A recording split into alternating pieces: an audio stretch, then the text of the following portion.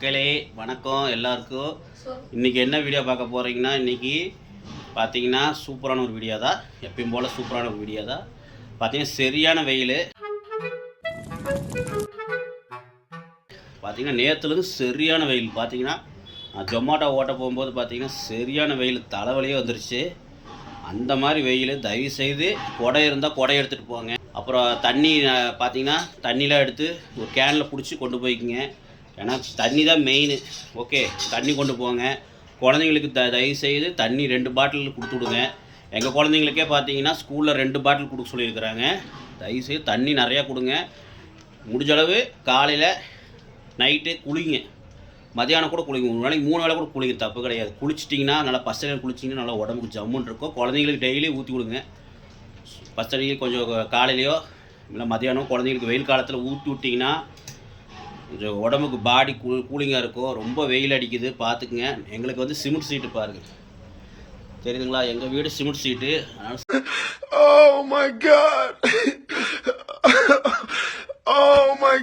சரியான வெயில் அடிக்குது. ரொம்ப உட்கார முடியல, வீட்டிலே உட்கார முடியல, வெளியே தான் உட்கார முடியுது. அந்த மாதிரி இருக்குது. தயவுசெய்து மக்களே பார்த்து பார்த்தீங்கன்னா மதியானம் முடிஞ்ச அளவு 12லேருந்து ஒரு 3 மணி வரைக்கும் வெளியே போகிறத தவிர்த்துடுங்க. முக்கியமான காரியமாக இருந்தால் போங்க. பார்த்தீங்கன்னா முக்கியமான வேலை இல்லைன்னா தயவுசெய்து 12லேருந்து ஒரு 3 மணி வரைக்கும் போகாதீங்க, அதுக்கப்புறம் போய்க்குங்க. ஓகே, என்னுடைய சின்ன ஒரு ரிக்வஸ்ட். பிடிச்சிருந்தா காதில் வாங்கிக்கங்க, இல்லைன்னா இந்த காதில் விட்டுருங்க. ஓகே, ஏன்னா ஒரு அட்வைஸ் தான் நான் சொல்ல முடியும். ஏன்னா எனக்கு அந்த வெயிலோட அருமை எனக்கு தெரியும், அதனால் சொல்கிறேன். ஓகே மக்களே, வாங்க. இன்றைக்கி சூப்பரான ஒரு வீடியோ தான். என்ன வீடியோனா, வெயில் காலத்துக்கு தகுந்த மாதிரி இன்றைக்கி நம்ம பச்சை தயிர் பார்த்தீங்கன்னா பச்சை தயிர் தாளிப்பு வந்து நம்ம செய்ய போகிறோம்.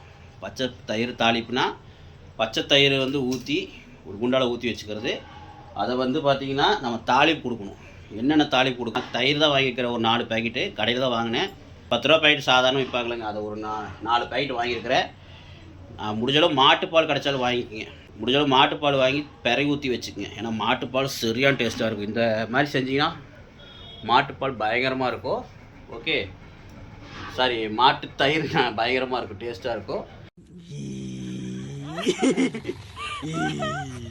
முடிஞ்சளவு பிறகு ஊற்றி வச்சுக்கோங்க. வீட்டில் தயிர் மோர் இதெல்லாம் கொடுங்க குழந்தைகளுக்கு. முடிஞ்சளவு ரசனா இதெல்லாம் கூல்ட்ரிங்க்ஸு கலர் போட்டது இதெல்லாம் கொடுக்காதீங்க. முடிஞ்சளவு இளநீ, இந்த பதனி, அதுக்கப்புறம் பார்த்தீங்கன்னா இது இயற்கையான இந்த கம்பங்கூழ், மோர், தயிர் இந்த மாதிரி கூலிங்காக குடிங்க. பழங்களாக சாப்பிடுங்க.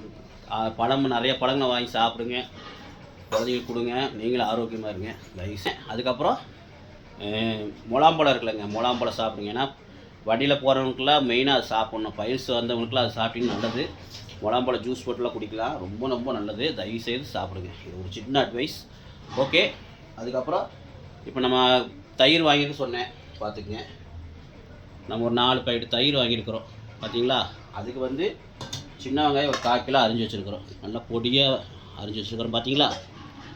அரிஞ்சு வச்சுருக்குறோம்.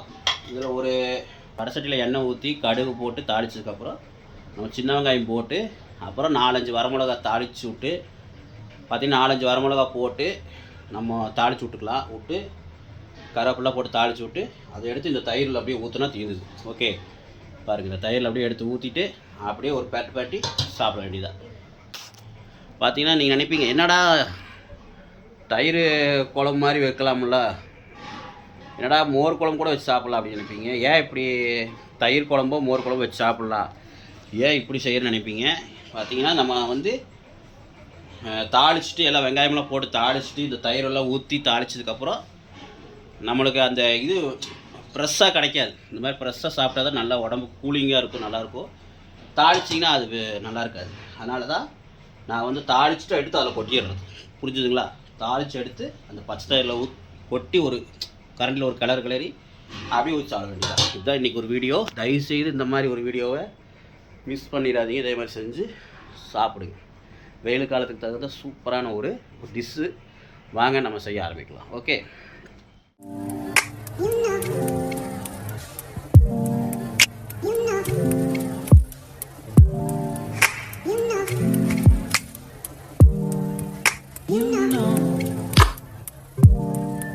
பார்த்தீங்கன்னா நேற்று நான் கீரை வாங்கிட்டு வந்திருந்தேன். நான் வந்து பொன்னாங்கண்ணி கீரை வாங்கியிருந்தேன். அது நேற்று நைட்டு குழம்பு வச்சு சாப்பிட்டாச்சு. அதுக்கப்புறம் சுக்கட்டி கீரை ஒரு கட்டு வாங்கிட்டு வந்திருந்தேன். இங்கே பாருங்கள், அது வந்து நல்லா வெங்காயம், கடுகு, வரமிளகாலாம் போட்டு தாளிச்சிருக்காங்க பாருங்கள். எண்ணெய் ஊற்றி சூப்பராக இருக்குது பாருங்கள். வெறும் வயிற்றில் ஒயிட் ரைஸ் இருக்குல்லங்க, அதில் வந்து நிறையா போட்டு நல்லா வெறும் வயிற்றில் சாப்பிடுங்க. வயிற்று புண்ணு உள்ளவங்களாம் தயவுசெய்து இந்த மாதிரி சுக்கட்டி கீரையெல்லாம் நிறையா கொடுங்க. குழந்தைங்களுக்கு நிறையா கொடுங்க, நீங்களும் சாப்பிடுங்க. இந்த சுக்கட்டி கீரைலாம் வெறும் வயிற்று சாப்பிட்டா ரொம்ப ரொம்ப நல்லது. புண்ணு வயிற்று புண்ணுலாம் ஆற்றிடும். தயவுசெய்து சாப்பிடுங்க. கசப்பாக இருக்குன்னு நினைக்காதீங்க, கசப்பு தான் புண்ணு ஆற்றும். ஓகே, பாவக்காய் இது மாதிரிலாம் சாப்பிட்லாம், ரொம்ப நல்லது. பார்த்தீங்கன்னா பாவக்காய் வந்து பச்சை பாவக்காய் திங்கக்கூடாது. இந்த மாதிரி கடுகு வரமிளகாலாம் போட்டு கூட தாளிக்கலாம். இல்லை சும்மா எண்ணெய் ஊற்றி லைட்டாக இந்த மிளகாத்தூள் போட்டு தாளிச்சு விட்டு அப்படியே சாப்பிட்லாம். இல்லை பச்சையாக மிளகாத்தூள் கூட போடாமல் கூட அப்படியே வறுத்து சாப்பிட்டுக்கலாம். நம்ம செய்கிறது தானே இருக்குதுங்க. எப்படி நம்ம கைவண்ணத்தில் எப்படி செஞ்சாலும் அது ஒரு டேஸ்ட்டு தான். வாங்க ஒரு டீ குடிச்சிடலாம். எல்லோருக்கும் டீ குடிங்க. ஓகே, ஒரு லைட்டாக டீ குடிச்சிட்டு நம்ம வீடியோக்குள்ளே போகலாமா? வாங்க, நம்ம பச்சை தயிர் தாளிப்பு செய்யலாமா? வாங்க செய்யலாம். மக்களே வாங்க, நம்ம பச்சை தயிர் தாளிப்பு செய்கிறதுக்கு முதல்ல நம்மளுக்கு தேவையான பொருள் கெட்டி தயிர். இந்த மாதிரி கெட்டி தயிர் இந்த மாதிரி ஒரு குண்டாவில் ஊற்றி வச்சுக்கோங்க. கடுகு ஒரு ஸ்பூன் போட்டுக்கணும். உப்பு தேவையான அளவு, எண்ணெய் ஒரு 50 ml, ஏன்னா 50 ml ஊற்றினா தான் நல்லாயிருக்கும். அப்புறம் மஞ்சள் தூள் வந்து ஒரு அரை ஸ்பூன், வரமிளகா வரமிளகா ஒரு 5-6 வரமிளகா ரெண்டாக பிச்சு வச்சுக்கோங்க. சின்ன வெங்காயம் ஒரு 1/4 கிலோ. ஆனால் சின்ன வெங்காயம் எதுக்கு நான் போடுறேன்னா, சின்ன வெங்காயம் வந்து கூலிங்கு, தயிர் கூலிங்கு. இப்போ ரெண்டும் நம்ம சாப்பிடும்போது உடம்பு நல்லா பாடி கூலிங் ஆகும். அதுக்கு தான் இந்த மாதிரி செஞ்சு சாப்பிட்டு பாருங்கள். இது வந்து பார்த்திங்கன்னா இந்த மாதிரி நாட்டுக்கோழி விருந்து, இந்த நாட்டுக்கோழியில் செஞ்சு மண்பானையில் செஞ்சு ரெஸ்டாரண்ட்டில் விற்கிறாங்களேங்க, அந்த மாதிரி ஹோட்டலெலாம் ரெஸ்டாரண்ட்டில் கிடைக்கும். அந்த மாதிரி தான் ஒரு டிஷ்ஷு தான் இது. இதை வந்து நீங்கள் வீட்டில் செஞ்சு சாப்பிடுங்கன்னு சொல்லிட்டு தான் இந்த வீடியோ. இந்த மாதிரி வீடியோ கூட நம்ம சேனலில் இருக்கிறதுக்காக இந்த வீடியோ எல்லாத்துக்கும் தெரியும், சில பேருக்கு தெரியாதவங்களுக்காக இந்த வீடியோன்னு சொல்லிக்கிறேன். வாங்க இப்போ செய்ய ஆரம்பிக்கலாம். மக்களே பார்த்தீங்கன்னா ஒரு வடை சட்டி வச்சுட்டுக்கலாம். வடை சட்டி வச்சுட்டு அடுப்பத்தை வச்சுக்கலாம். நல்லா இந்த வடை சட்டி வந்து நல்லா காயிட்டோம். அப்புறம் எண்ணெய் ஊற்றிக்கலாம். 50 ml எண்ணெய் ஊற்றிக்கலாம். மக்களே இங்கே பாருங்கள், நல்லா சட்டி காயுதா? இப்போ நம்ம ஒரு 50 ml எண்ணெய் ஊற்றிக்கலாம். 50ங்கிறது நீங்கள் உங்களோட, நான் வந்து கொஞ்சம் எண்ணெய் கம்மியாக ஊற்றுறேன். ஏன்னா நான் எண்ணெய் அதிகமாக சாப்பிட மாட்டேன். நான் எண்ணெய் ஒரு 25 ml தான் ஊற்றுறேன். நீங்கள் ஒரு 50 ml ஊற்றிக்கிங்க, தப்பு கிடையாது. எண்ணெய் ஊற்றியாச்சு. எண்ணெய் நல்லா காயிட்டோம். காய்ஞ்சதுக்கப்புறம் நம்ம கடுகு போட்டுக்கலாம். மக்களே வாங்க, இப்போ நல்லா வடை சட்டி காஞ்சிருச்சு. நம்ம கடுகு ஒரு ஸ்பூன் போட்டுக்கலாம்.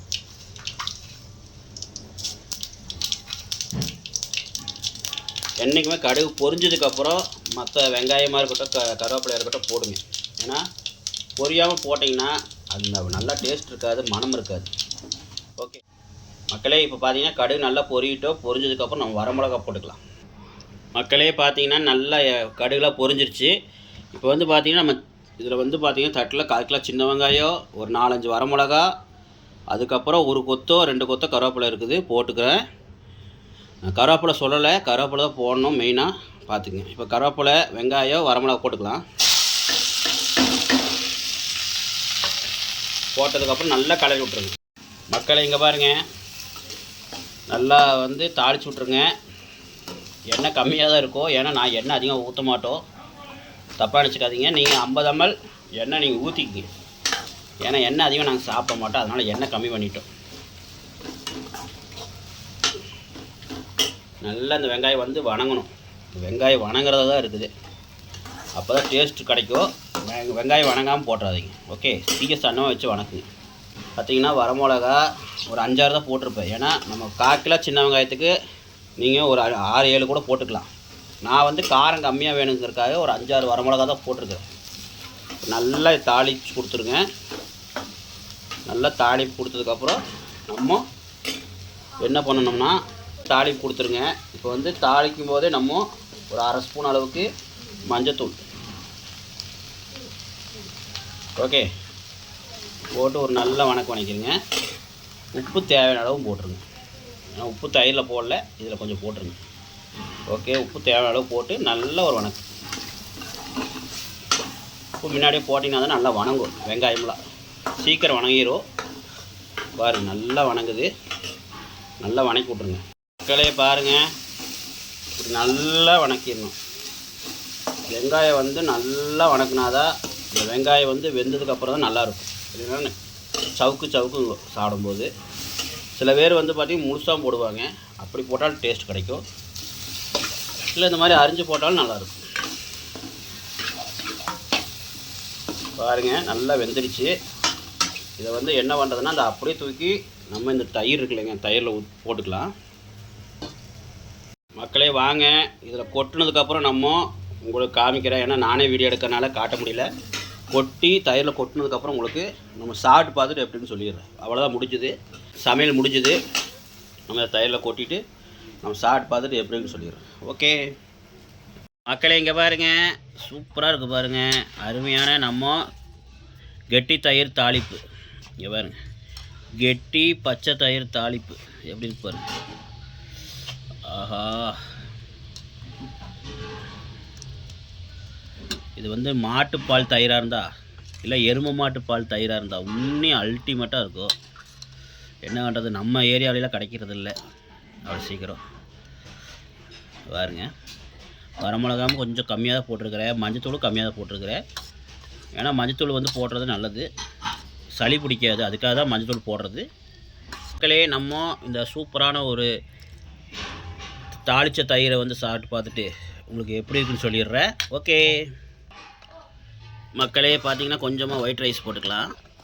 ஒயிட் ரைஸ் செஞ்சிங்கன்னா இந்த மாதிரி ஹாட் பாக்ஸில் போட்டு வச்சிட்டிங்கன்னா சோறு அப்படியே இருக்கும். ஏன்னா உங்களுக்கு காஞ்சி கருவாடாட்டம் ஆயிரும்.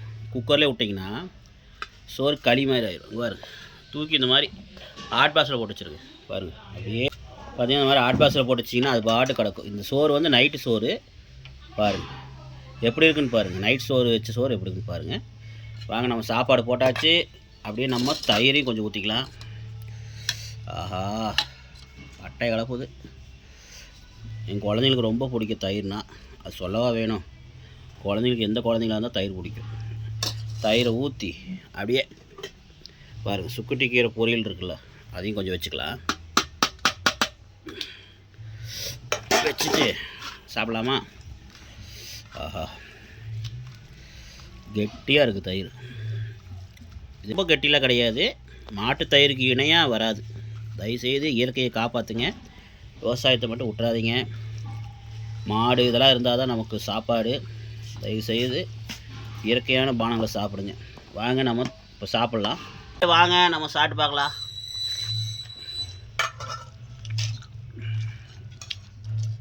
மக்களே வாங்க சாப்பிட்டு பார்க்கலாமா?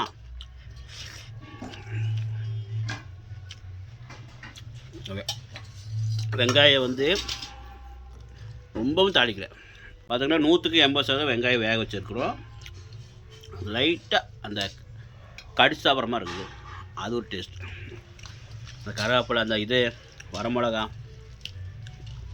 ஆறு மாதிரி பாருங்க விட்டு ஆசுறாங்க. பார்த்தீங்களா, இவங்களுக்கெல்லாம் சாம்பார் இதெல்லாம் வச்சிங்கன்னா இதை தொட கூட மாட்டானுங்க. இங்கே பாருங்க, இந்த மாதிரி தயிர் மேகி இந்த மாதிரி கொடுத்தா திம்பாங்க. பாருங்க சாப்பிட்றாங்க. எப்படி சொல்லிடுங்கடா, நல்லா இருக்கா? இன்றைக்கி வேறு ஸ்கூல் லீவ் இவங்களுக்கு. என்ன பண்ணுறது, இன்றைக்கி வச்சு நான் மேய்க்க வேண்டியதாக இருக்குது. குறும்பு, சரியான குறும்பு. பாருங்க அம்மா பாருங்கள் என்ன பண்ணுறாங்கன்னு. என்னங்க மேடம் பண்ணுறீங்க? சாப்பிடு. வெயில் காலத்துக்கு இந்த மாதிரி குழந்தைங்களுக்கு நீங்களும் கொடுங்க. தயவு செய்து வெயிலில் குழந்தைங்க விளையாட வச்சிடாதீங்க. அம்மாலாம் போடுவோம், பார்த்துக்குங்க. முடிஞ்ச அளவு வெயிலில் போகிற தவிர்த்துருங்க. ஓகே மக்களே, மீண்டும் ஒரு நல்ல வீடியோ சந்திக்கலாம். பாய் சொல்லுங்கப்பா.